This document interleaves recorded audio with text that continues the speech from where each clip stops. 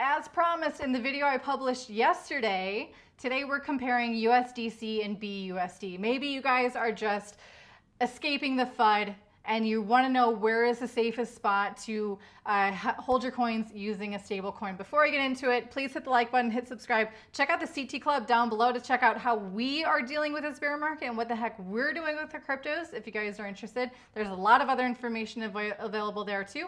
The link for that is down below.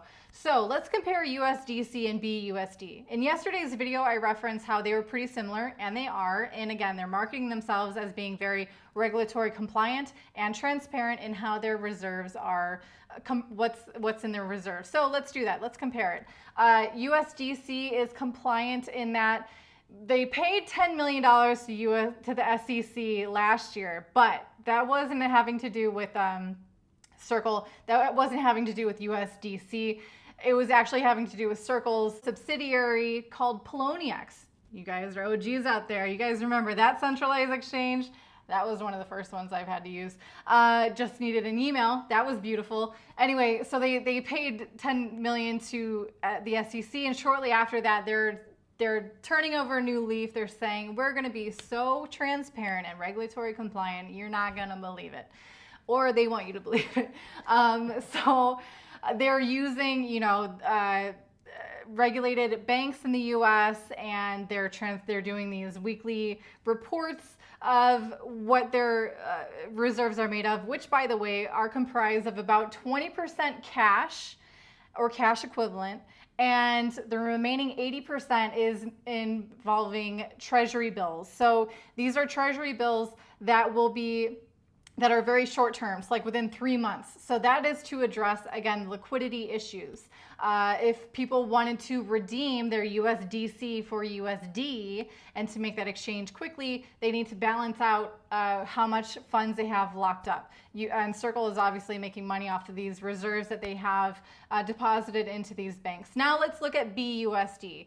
Again, very similar. They're using Paxos as their regulated blockchain platform for the issuance of BUSD and for the maintenance of it. And for basically, Paxos is the owner of, or the owner of the bank accounts that are involved with storing the reserves for BUSD. And every month they are releasing their reports of what their reserves are made out of, and BUSD is basically they classify it as 100% cash or cash equivalents. Their treasury bills that are expiring, that are at least 3 months old, or the maximum 3 months old, they're making that synonymous with cash or cash equivalents because of the liquidity factor.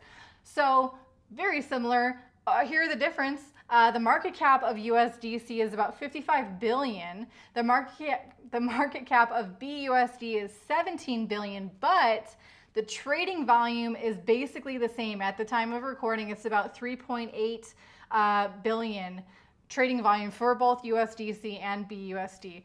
How is BUSD having such high trading volume even though the market cap is like less than half?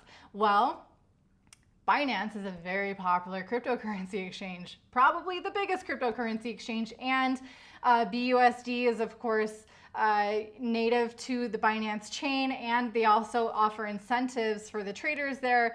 You get a fee discount if you're trading against BUSD. So that's those are some centralized exchange. So those are some centralized stablecoin options for you guys if you guys were looking for it. Next up, I will be doing a deep dive into DAI stablecoin, a decentralized one. Whenever I do a deep dive, my goal is to introduce you to the subject, to inspire you to do your own research if you're interested to learn more. I try to let you know, give you an introduction and what to look out for yourself. That's the goal of this channel. That's the goal of the CT Club. Again, the link for that is down below in the video description. Thank you everyone for tuning in. My name's Heidi. This is Crypto Tips. I'll see you soon.